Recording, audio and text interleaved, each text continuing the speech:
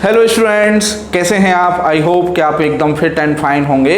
और मैं हूं आपका अपना विनीत कौशिक और आप देख रहे हैं हम सब का अपना चैनल डाइवर्स फिजिक्स। तो बच्चों, आज मैं आपके लिए एक बहुत ही छोटा सा लेक्चर लेकर आया हूं और करंट इलेक्ट्रिसिटी का लेक्चर नंबर 6 है आज। और आज का जो टॉपिक है बहुत सिंपल है, बहुत छोटा है। टॉपिक है हमारा colour coding of carbon resistances. Colour coding of carbon resistances बहुत बहुत बहुत सिंपल टॉपिक है बच्चों। और यूँ समझिए कि अगर एग्ज़ाम में इससे रिलेटेड कोई भी क्वेश्चन आता है, चाहे बोर्ड में चाहे कॉम्पिटेटिव लेवल पर, आप ये मानेंगे नहीं कि जेई में, मतलब जेई मेन में इस टॉपिक से क्वेश्चंस आए हैं। तो मैं समझता हूँ कि वो फ्री के मार्क्स हैं आपके। ठीक है, तो बढ़ते हैं बच्चों आगे। टाइप्स ऑफ, सबसे पहले बच्चों हम ये क्लियर करते हैं कि टाइप्स ऑफ रजिस्टर कितने हैं, मतलब रजिस्टर कितने कितने टाइप के होते हैं। तो बच्चों, टाइप्स ऑफ रजिस्टर में हमारा रजिस्टर्स दो टाइप के हो सकते हैं, वायर बाउंड रजिस्टर्स और दूसरा है हमारा कार्बन रजिस्टर्स। ठीक है, वायर बाउंड रजिस्टर। तो वायर बाउंड रजिस्टर क्या होते हैं बच्चों? Made by winding the wires of an alloy like manganin, constantan और nichrome on an insulating base. ठीक है, तो मैं आपको दिखाता हूं। जैसे आपने कभी इस तरह का एक एपरेटस देखा होगा लैब्स में अपने, इसको हम बोलते हैं बच्चों रियोस्टेट। क्या बोलते हैं इसको हम? रियोस्टेट। तो रियोस्टेट एक वायर बाउंड रजिस्टर होता है। उसमें क्या होता है कि आपका इस तरह से एक इंसुलेटिंग बेस होता है और उसके ऊपर एक एलॉय वायर इस तरह से वाइंड कर दिया जाता है। ठीक है, अब उसके बाद बच्चों, इस वायर बाउंड रजिस्टर की एक एडवांटेज होती है। एडवांटेज क्या होती है इसकी? कि they are insensitive to temperature. अभी हमने लास्ट लेक्चर में पढ़ा था बच्चों के जो एलॉयज होती हैं उनकी रेसिस्टिविटी पर टेम्परेचर का बहुत ज़्यादा इफेक्ट नहीं होता है, लेकिन प्योर मेटल्स के कंपेयर में बहुत मतलब नेग्लिजिबल होता है। तो they are insensitive to temperature due to alloy. वजह क्योंकि ये एलॉय से बने होते हैं, तो इनके रेजिस्टेंस पर या कहिए रेसिस्टिविटी पर टेम्परेचर का ज़्यादा इफेक्ट नहीं होता है। लेकिन इनकी बच्चों एक डिसएडवांटेज होती है, वायर बाउंड रजिस्टर्स की एक डिसएडवांटेज होती है। और वो डिसएडवांटेज क्या होती है बच्चों? कि अगर हमको एक लार्ज रेजिस्टेंस बनाना है, बड़ा रेजिस्टेंस बनाना है, तो उसके लिए हमें जो वायर हम वाइंड कर रहे हैं उसकी उतनी ही ज़्यादा लेंथ लेनी पड़ेगी। और जब उतनी ही ज़्यादा लेंथ लेंगे तो बच्चों उसका साइज बड़ा होगा, जाहिर सी बात है ना। क्यों? क्योंकि अगर हम हाई रेजिस्टेंस चाह रहे हैं तो हम जानते हैं कि जो रेजिस्टेंस होता है वो डायरेक्टली प्रोपोर्शनल होता है लेंथ ऑफ वायर के, है ना। तो अगर हमें ज़्यादा वैल्यू का रेजिस्टेंस बनाना, हाई रेजिस्टेंस बनाना है, तो हमें उतना ही लंबा वायर लेना पड़ेगा। और जिस वजह से जो अभी मैंने आपको ये रियोस्टेट दिखाया था, जितना लंबा वायर होगा ये उतना ही बड़ा होता चला जाएगा साइज में। ठीक है, तो कहने का मतलब ये है कि ये हमारे जो इलेक्ट्रॉनिक्स और इलेक्ट्रिकल इंजीनियरिंग की दुनिया है ना, जैसे टीवी, रेडियो, उनमें तो यूज हो ही नहीं सकते। क्योंकि सपोज कीजिए अगर आपने ऐसे 4-5 रजिस्टर भी लगा दिए तो आजकल जो टीवी, स्लिम टीवी आ रहे हैं, वो कितना बड़ा टीवी हो जाएगा, क्योंकि उनमें तो बहुत सारे रजिस्टर लगते हैं। ठीक है, तो क्या समझ में आया होगा आपके कि इनको अगर आपको बड़ा रेजिस्टेंस बनाना है तो बहुत बड़ी लेंथ लेनी पड़ेगी, और जिस वजह से उनका साइज क्या हो जाता है? बड़ा हो जाता है। और एक और चीज़ होती है बच्चों इनमें कि जो वायर बाउंड रजिस्टर होते हैं मे बी वेरिएबल और फिक्स्ड, मतलब उनकी जो वैल्यू है हम उसको वेरी भी कर सकते हैं और वैल्यू उनकी फिक्स भी हो सकती है। जैसे रियोस्टेट अभी जो मैंने आपको दिखाया था, आपके स्कूल लेवल पर रियोस्टेट और रेजिस्टेंस बॉक्स ये आपके लैब्स में होते हैं, है ना। कभी मौका मिले तो देखिएगा जरूर। ठीक है, तो मे बी वेरिएबल और फिक्स्ड। वेरिएबल जैसे रियोस्टेट है, रियोस्टेट में एक स्लाइडर होता है बच्चों, रियोस्टेट में एक स्लाइडर होता है। उस स्लाइडर को हम आगे पीछे करके रेजिस्टेंस की वैल्यू को हम चेंज कर सकते हैं, तो वो वेरिएबल रजिस्टर की, वेरिएबल वायर बाउंड रजिस्टर की कैटेगरी में आएगा। और फिक्स्ड का मतलब है कि उसकी वैल्यू फिक्स रहेगी। तो रेजिस्टेंस बॉक्स होता है, रेजिस्टेंस बॉक्स अगर आपके स्कूल में लैब में होगा, आप देखेंगे, उसे देखिएगा जरूर, है ना। तो उसमें क्या है, बहुत सारी कीज लगी रहती हैं और हर एक की पर रेजिस्टेंस की वैल्यू लिखी रहती है कि इसकी के लिए 500 या इसकी के लिए 1000 या इसकी के लिए 200, जो भी है, हमने मान लीजिए 500 की वाली की निकाल दी, तो समझ जाइए वो रेजिस्टेंस जो बॉक्स है, रेजिस्टेंस बॉक्स नाम ही मतलब छुपा है उसके कि उसके वो बॉक्स है और उसके अंदर वो उन वैल्यूज़ जो मार्क्ड हैं ऊपर, वो उतनी वैल्यूज़ उस बॉक्स के अंदर बंद हैं, और जिस वैल्यू की हम निकाल देंगे वो रेजिस्टेंस उसी वैल्यू का वो जो बॉक्स है उसी वैल्यू का रेजिस्टेंस हमको प्रोवाइड करेगा। ठीक है, तो वायर बाउंड रेजिस्टेंस में बी वेरिएबल और फिक्स्ड। तो ये तो था बच्चों वायर बाउंड रजिस्टर का खेल। तो वायर, अब हमको बच्चों चाहिए इलेक्ट्रॉनिक्स की दुनिया के लिए, इलेक्ट्रिकल की दुनिया के लिए हमें छोटे छोटे रेजिस्टेंस चाहिए, है ना, जिससे कि हमारी जो डिवाइसेज हैं उनके साइज छोटे हों, है ना। तो उसके लिए बच्चों हमारे लिए प्रैक्टिकल यूज़ के लिए जो होते हैं इंजीनियरिंग की दुनिया में कहें तो कार्बन रजिस्टर, उन्हें क्या बोलते हैं हम, carbon register. So carbon register कैसे बनते हैं, नाम ही मतलब छुपा है कार्बन, कार्बन का पाउडर होता है, उसको पीस लिया जाता है, मतलब कार्बन पाउडर कर लिया जाता है, और उसमें एक बाइंडिंग मटेरियल चिपकाने वाला उसको मिलाया, और फिर जो डाइस होती हैं, है ना, डाइस मतलब जो जिसमें उसको डाल के शेप दी जाती है, उस डाइस में उसको कर दिया and baked into a small tube. Baked का मतलब उसको सेका जाता है, हीट किया जाता है, जैसे बिस्किट बनते हैं ना, आपने देखा होगा ना, बेक्ड बिस्किट आते हैं, तो वो जिस तरह से बिस्किट बनते हैं कि आटा लिया, फिर उसको डाइस में रख दिया, फिर उस बिस्किट को सेक दिया, तो बिल्कुल वही सेम कार्बन पाउडर लिया, उसमें बाइंडिंग मटेरियल चिपकाने वाला मटेरियल डाला, फिर हमने छोटे छोटे जो सिलिंड्रिकल उसके जो डाइस हैं उसमें उसको भर के और उसको हमने बेक्ड कर लिया, हीट कर लिया। ठीक है, और दोनों तरफ उसके into a small tube with a wire attach to each end, और दोनों तरफ उसके, जैसे मान लीजिए ये है वो, तो एक तरफ इस एंड पर एक मेटेलिक वायर लगा दिया और इस एंड पर लगा दिया, तो वो बन गया साहब हमारा कार्बन रजिस्टर। अब बच्चों कार्बन रजिस्टर क्या है, कार्बन रजिस्टर की एक खास बात ये होती है कि they have values of resistance ranging from few ohms to several ohms. मतलब कार्बन रजिस्टर्स हम बहुत कम ओम्स वैल्यू से लेके बहुत ज़्यादा, बहुत हाई वैल्यू के रेजिस्टेंस भी कार्बन रजिस्टर भी बना सकते हैं। ठीक है, उसके बाद बच्चों they are cheap and compact, सस्ते होते हैं, चीप एंड कॉम्पैक्ट, और बहुत छोटे होते हैं साइज में। ठीक है, आपने देखा होगा जैसे कभी कोई टीवी रेडियो वगैरह या कोई ऐसी इलेक्ट्रॉनिक प्लेट टूटी फूटी पड़ी हो घर में, तो आप देखते होंगे उस प्लेट पर बहुत छोटे छोटे कैप्सूल शेप के मतलब लगे रहते हैं, जिनके ऊपर लाल पीली हरी नीली रिंग्स बनी रहती हैं, तो वही होते हैं आपके कार्बन रजिस्टर्स। ठीक है बच्चों, तो ये था हमारा के टाइप ऑफ रजिस्टर्स, कौन कौन से रजिस्टर हैं, और स्पेशली हम इस टॉपिक में कार्बन रजिस्टर के बारे में पढ़ेंगे। तो अब बच्चों हम इन्हीं कार्बन रजिस्टर्स के लिए पढ़ेंगे colour coding of carbon resistances. तो बच्चों आगे बढ़ते हैं और कार्बन रजिस्टर्स के लिए कलर कोडिंग क्या है, क्यों देते हैं, कैसे देते हैं, इसको पढ़ते हैं। तो बच्चों अब आते हैं कार्बन रजिस्टर्स की कलर कोडिंग। ठीक है, तो सबसे पहले तो बात ये आती है कि कलर कोडिंग हम कर ही क्यों रहे हैं भाई, हम उस पर वैल्यू भी तो लिख सकते हैं कि ये इतने ओम का रेजिस्टेंस है। तो कलर कोडिंग बच्चों हम इसलिए करते हैं कि वो जो कार्बन रजिस्टर होता है वो छोटा सा होता है, बहुत छोटा सा होता है। अब मान लीजिए उस पर कंपनी वैल्यू प्रिंट भी कर दे। अब चलिए आप नौजवान हैं, आप देख सकते हैं, आपकी आइज़ ठीक हैं, अच्छी हैं अभी, है ना, तो अभी आप देख सकते हैं कि हाँ भाई बहुत छोटा छोटा लिखा हुआ है, लेकिन इसका जो रेजिस्टेंस है इतना है।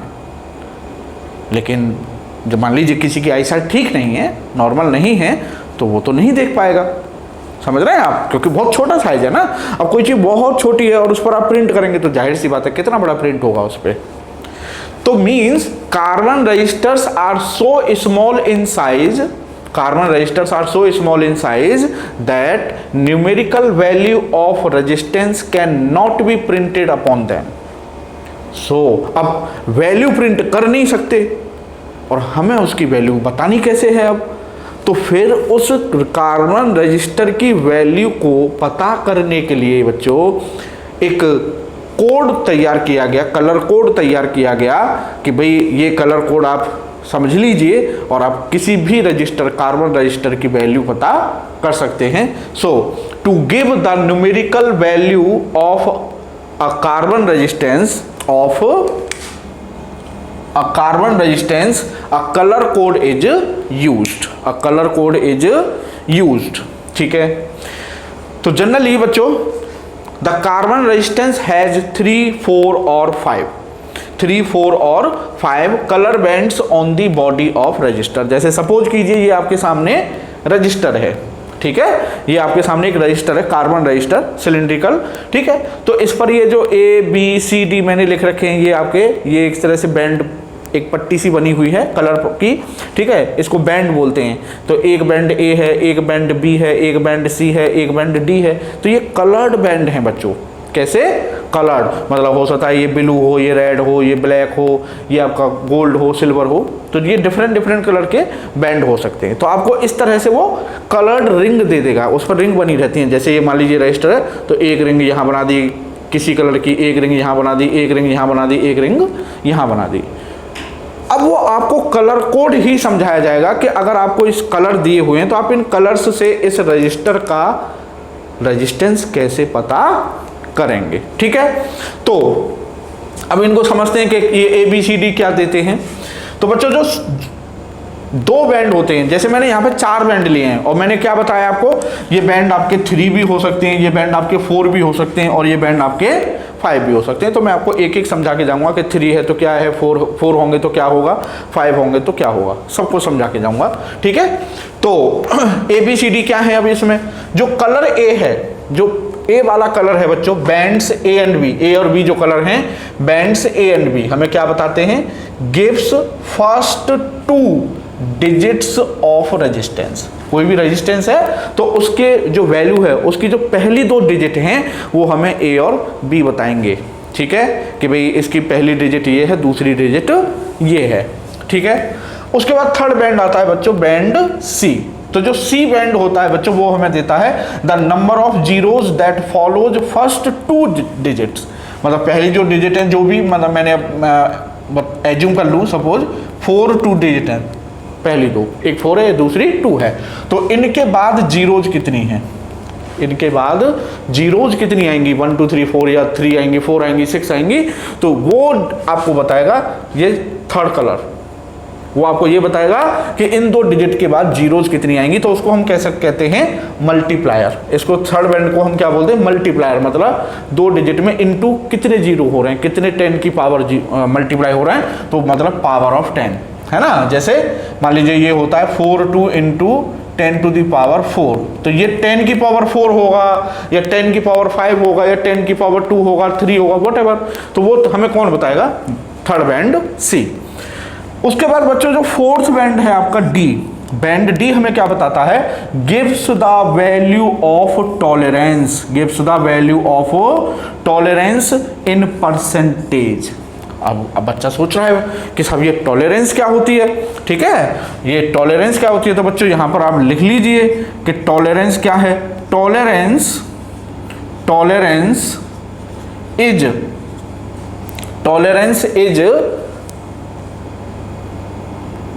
Error, tolerance is error in measurement of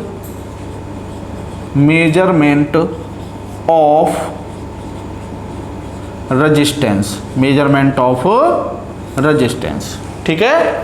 tolerance क्या है बच्चों, tolerance is error in measurement of, tolerance is error in measurement of resistance. Means मान लीजिए कंपनी ने इतनी वैल्यू का रेजिस्टेंस बना के दिया आपको, 4 2 इंटू 10 टू द पावर 4 ओम। तो वो कंपनी आपको जो फोर्थ बैंड है, फोर्थ बैंड जो देगी वो आपको ये बताएगा कि भाई कितनी एरर हो सकती है इसमें। मतलब जैसे मान लीजिए कंपनी ने इसमें यहाँ दे दिया ±10%, सपोज, मतलब जो चौथा बैंड है वो ±10% बता रहा है। तो मतलब उसका कहने का मतलब ये है कि भाई ये जो रेजिस्टेंस है ये 10% ज़्यादा भी हो सकता है इस वैल्यू से और 10% कम भी हो सकता है। तो टॉलरेंस हमें ये बताएगा कि percentage error in the measurement of resistance, ठीक है। आई होप कि आप समझ गए होंगे। तो टॉलरेंस समझ में आ गया। उसके बाद बच्चों एक और चीज़ है यहाँ पर, आप देखिएगा ज़रा ध्यान से कि ये जो आपके बैंड्स हैं ABCD है ना, तो जो लास्ट वाला बैंड है D और जो सेकंड लास्ट बैंड है C है ना, इन दोनों में ABBC के कंपेयर में जो गैप है, ये जो गैप होता है बच्चों, ये दिखाई दे रहा है, ये जो गैप होता है बच्चों, ये गैप सेकंड लास्ट और लास्ट में ये जो गैप होता है ये रिलेटिवली लार्ज होता है, मतलब ए और बी के बीच जो गैप है और बी और सी के बीच जो गैप है वो गैप सी और डी के बीच, ए बी बी सी के बीच गैप से थोड़ा सा ज़्यादा होता है। ठीक है, अब आप सोच रहे होंगे कि ये कौन सी कॉन्सेप्ट है? बिल्कुल कॉन्सेप्ट है, क्योंकि अभी आपके सामने एक इस तरह का क्वेश्चन आएगा कि अगर आपको ये जानकारी नहीं है तो आप उस सवाल में थोड़ा सा चकरा जाएंगे। ठीक है ना, तो ये बात ध्यान रखिएगा कि there is a relatively large gap, there is a relatively large gap between tolerance band, tolerance band कौन सा है? लास्ट वाला मतलब D, and multiplier band, multiplier band कौन सा है? थर्ड मतलब सी। तो सी और डी मतलब सेकंड लास्ट और लास्ट, ये याद रखिएगा क्योंकि 5 भी हो सकते हैं, है ना। तो 5 होंगे तो फिर ये कैसे याद रखेंगे? तो आप ये याद रखिए कि लास्ट बैंड और सेकंड लास्ट बैंड के बीच थोड़ा सा जो गैप है और बैंड्स के कंपेयर में ज़्यादा होता है। ठीक है, तो बच्चों अब देखते हैं कि ये जो, अगर हमें ये कलर पता है, अब ये पता करेंगे कि ये हमें कलर दिए होंगे, ब्लू वायलेट ऑरेंज जो भी हैं ये हमें कलर दिए होंगे, तो अगर हमें वो कलर दिए हुए हैं तो उन कलर्स से हम रेजिस्टेंस कैसे पता करेंगे? तो आगे बढ़ते हैं इस टॉपिक पर। तो बच्चों अब देखते हैं हम colour code for carbon registers, जो अभी हमने ए बी सी डी जो बैंड्स, कलर बैंड्स थे, है ना, तो उनके हमें कलर दिए हुए हैं साहब। अब उन कलर्स से हम रेजिस्टेंस कैसे पता करेंगे? तो उसके लिए हमारे पास बच्चों उन कलर्स के कोड पता होने चाहिए हमें कि किस कलर के लिए क्या कोड है। ठीक है, तो अब आप समझिएगा, ये कलर्स हो गए आपके, हर कलर के लिए ये इसका कोड है। मल्टीप्लायर, मल्टीप्लायर मतलब जो आपका 10 की पावर था, ठीक है ना, इन 2 में 10 की पावर जो था, और ये इनके लिए टॉलरेंस। ठीक है, जैसे ब्लैक कलर के लिए बच्चों कोड है हमारा 0, ब्राउन के लिए 1, रेड के लिए 2, ऑरेंज के लिए 3, येलो के लिए 4, ग्रीन के लिए 5, ब्लू के लिए आपका 6, वायलेट के लिए 7, ग्रे के लिए 8, वाइट के लिए 9। ठीक है, इधर ये आपके जो यहाँ नंबर है वो 10 की पावर में चला जाएगा। जैसे ब्लैक के लिए कोड है 0, तो मल्टीप्लायर हो जाएगा 10 की पावर 0। ठीक है, मतलब 1। ठीक है, यहाँ ब्राउन के लिए 1 है तो यहाँ 10 की पावर ब्राउन के लिए हो जाएगी 1। ठीक है, रेड के लिए 2 है तो 10 की पावर 2, 3 ऑरेंज के लिए 3 है तो 10 की पावर 3, येलो के लिए 4 है तो 10 की पावर 4, ग्रीन के लिए 5 है तो 10 की पावर 5। ठीक है, ब्लू के लिए 6, 10 की पावर 6, वायलेट के लिए 7 तो 10 की पावर 7, ग्रे के लिए 8 तो 10 की पावर 8, और वाइट के लिए 9 तो 10 की पावर 9। और बच्चों ये याद रखिएगा, ये जनरली आपको जो आपके एकेडमिक्स की बुक्स हैं उनमें नहीं दिया होगा कि गोल्ड, अगर गोल्ड थर्ड बैंड गोल्ड है, अगर थर्ड बैंड आपका गोल्ड है, जनरली आप जब देखेंगे तो आपके बोर्ड लेवल पर गोल्ड हमेशा फोर्थ बैंड ही दिया होता है ना, टॉलरेंस के लिए मतलब। लेकिन ऐसा कोई रूल नहीं है, फोर्थ जो गोल्ड है वो एज ए मल्टीप्लायर भी यूज हो सकता है। तो गोल्ड अगर थर्ड बैंड गोल्ड दिया हुआ है तो मल्टीप्लायर यूज होगा 10 की पावर -1, 10 टू द पावर -1। और अगर सिल्वर दिया हुआ है आपका थर्ड बैंड तो उसके लिए मल्टीप्लायर यूज होगा बच्चों 10 टू द पावर -2। ठीक है, अच्छा ये इनकी टॉलरेंस है। जनरली आपको ये 3 टॉलरेंस बताई जाती हैं, आपका गोल्ड, सिल्वर और नन। नन का मतलब होता है कि फोर्थ बैंड है ही नहीं, 3, 4, 5 बैंड हो सकते हैं। तो 3 बैंड कब होंगे बच्चों? जब टॉलरेंस वाला बैंड ही नहीं दिया होगा आपको, मतलब फोर्थ बैंड आपको दिया ही नहीं होगा, कोई कलर नहीं होगा वहां पर। तो अगर कोई फोर्थ बैंड है ही नहीं, फोर्थ बैंड अगर है ही नहीं तो फिर वहां पर जो टॉलरेंस है वो ±20% होती है। और सिल्वर के, गोल्ड के लिए 5 ±5%, और सिल्वर के लिए ±10%। ठीक है, तो बच्चों ये हमको कोड्स, जो कलर्स के कोड्स हैं ये हमें याद करने हैं। अब बच्चा दिक्कत आती है कि सर अरे ये कैसे याद करें सर हम कलर्स? तो कोई दिक्कत नहीं है, आपके हर बुक्स में दिया हुआ है। ये कोई भी बुक्स उठा के देख लेंगे तो उसमें बड़ा फेमस ये एक मेनोमिक है, मतलब याद करने के लिए, कि बी बी रॉय, ठीक है, तो B Roy of Great Britain has very good wife. आपको ये एक सेंटेंस याद करना है, B Roy of Great Britain has very good wife, has very good wife. ठीक है, तो ये सेंटेंस याद कर लीजिए आप। ठीक है, B Roy of Great Britain has very good wife. अब देखिए बी रॉय, तो B for black, B for brown, R Roy, R for red, O for orange, Y for yellow, great का जी फॉर ग्रीन, ब्रिटेन का B for blue, V का very का V का violet, ठीक है, और G का गुड का जी का ग्रे, वाइफ में डब्लू का वाइट, ठीक है। अब इनको ऐसे लिख लिया, B Roy of Great Britain has very good wife, लिख लिया, सब सारे कलर्स की फुल फॉर्म लिख लिया ऐसे कि B for this, G for this, B for this, है ना। फिर उसके नीचे नंबर स्टार्ट करो 0 से, ठीक है, 0 1 0 1 2 3 4 5 6 7 8 9। ये सेंटेंस याद हो गया, ये ऑर्डर में नंबर याद हो गए, कोड याद हो गए, हो गया लर्न याद, हो गया याद आपका कोड। अब देखो बच्चों, अब एग्जाम्पल करते कि आपको कैसे दिया होगा। आपको दिया होगा बच्चों कि ये एक रजिस्टर है, इसमें जो आपका फर्स्ट बैंड है वो वायलेट है, जो सेकंड बैंड है वो आपका वाइट कलर का है, जो थर्ड बैंड है वो रेड कलर का है, और जो फोर्थ बैंड है वो आपका सिल्वर है। तो ये तो हो गया आपका ए, ये हो गया आपका बी, ये हो गया आपका सी, और ये हो गया आपका डी, ठीक है। तो अभी अभी हमने क्या पढ़ा है कि जो पहले 2 बैंड होते हैं वो हमको 2 डिजिट देते हैं, है ना, मतलब पहली 2 डिजिट, ठीक है। तो पहला बैंड क्या है ए, और वो कैसे कलर का वायलेट। अब बच्चों वायलेट के लिए देखिए, वायलेट का कोड है हमारा 7, तो रेजिस्टेंस की पहली डिजिट हो गई बच्चों 7, ठीक है। अब सब दूसरे बैंड पर आओ, बी का कलर कैसा, वाइट, तो वाइट के लिए क्या है कोड 9, तो दूसरी डिजिट हो गई बच्चों हमारी 9, ठीक है।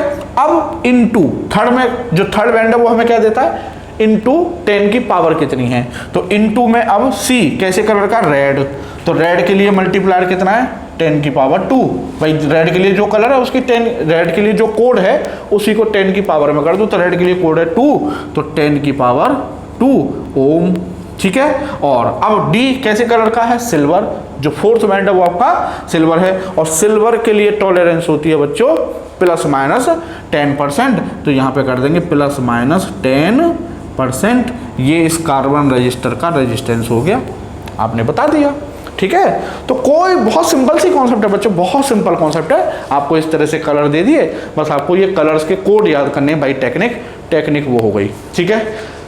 जनरली आपको बच्चों टॉलरेंस केवल इन 3 की दी होती हैं कि सिल्वर, गोल्ड और नन, जब फोर्थ बैंड हो ही ना, ठीक है। तो आप इस एक्स्ट्रा में इनको भी याद रखिएगा कि अगर आपका ब्राउन कलर दिया हुआ है फोर्थ बैंड में तो उसके लिए टॉलरेंस ±1% होती है, ठीक है। रेड कलर दिया हुआ है तो ±2% होती है, और अगर आपका ग्रीन दिया हुआ है तो ±0.5% होती है टॉलरेंस, और अगर आपका ये ब्लू दिया हुआ है ये आपका ये इसके लिए, ये इसके लिए, ठीक है। और ग्रे के लिए बच्चों आपका होता है आपका ये 0.1%, ठीक है, प्लस माइनस, और वाइट के लिए बच्चों होता है आपका ये, ठीक है, 0.005%, ठीक है। बाकी सिल्वर के लिए 10 to ±5, और गोल्ड के लिए ±5, सिल्वर के लिए 10, और नन के लिए ±20, ठीक है। और एक चीज़ ये याद रखिएगा, जनरली आपको नहीं मिलेगी एकेडमिक लेवल पर, कि ये जो 10 to the power -1 और ये मल्टीप्लायर जो हैं गोल्ड के लिए और सिल्वर के लिए, गोल्ड के लिए मल्टीप्लायर होता है 10 to the power -1 और सिल्वर के लिए होता है 10 to the power -2, ठीक है। तो बच्चों एक एग्जाम्पल हमने कर लिया, अभी और अच्छे 2-3 एग्जाम्पल करते हैं जिससे कॉन्सेप्ट और क्लियर हो जाए। तो बच्चों अब नेक्स्ट एग्जांपल देखते हैं और जिससे कॉन्सेप्ट क्लियर हो। ये हमें साहब कार्बन रजिस्टर दिया हुआ है, और इसमें पहला बैंड रेड है, दूसरा बैंड ब्लू है, थर्ड बैंड आपका गोल्ड है, और फोर्थ बैंड भी आपका गोल्ड है, ठीक है, ध्यान रखिएगा, है ना। अब फर्स्ट बैंड पहली डिजिट देगा हमें, तो पहला बैंड कैसे कलर का, रेड के लिए क्या है हमारा 2, ठीक है। आप वो सेंटेंस याद रखिएगा, B Roy of Great Britain very good wife, और 1 0 1 2 3 4 5 6 7 8 9 तक काउंटिंग कर लें हर कलर के नीचे, अपने आप 2-4 बार आप प्रैक्टिस करेंगे, अपने आप सेट हो जाएगा माइंड में, ठीक है। तो रेड के लिए नंबर क्या है 2, तो यहाँ पर लिख देंगे 2 पहली डिजिट, ठीक है। सेकंड कलर सेकंड डिजिट देगा, तो सेकंड कलर है हमारा ब्लू, और ब्लू के लिए है हमारा 6, ठीक है, तो 2 6, ठीक है साहब। अब थर्ड बैंड बच्चों देता है हमें मल्टीप्लायर, मतलब इनटू में 10 की पावर, तो इनटू 10 to the पावर। अब थर्ड कलर है हमारा गोल्ड, और गोल्ड के लिए मल्टीप्लायर है बच्चों हमारा कितना 10 की पावर -1, और सिल्वर होता तो 10 की पावर 2, ठीक है।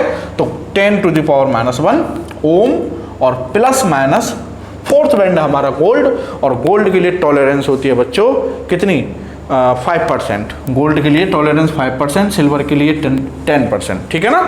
तो यहाँ पर कर देंगे प्लस माइनस 5%। तो बच्चों इसको हम ऐसे भी लिख सकते हैं कि 10⁻⁻1 है, तो इसको हम ऐसे भी लिख सकते हैं 2.6 ओम और प्लस माइनस 5%। लो जी, ये हो गया आंसर, ठीक है। अब बच्चों लेते हैं हम जिसमें 5 बैंड दिए हों, 5 बैंड, ठीक है। तो आप देखेंगे तो जनरली आपको 4 बैंड वाले दिए होते हैं, तो अगर 5 बैंड हैं तो क्या कोई दिक्कत नहीं है, सेम है बिल्कुल।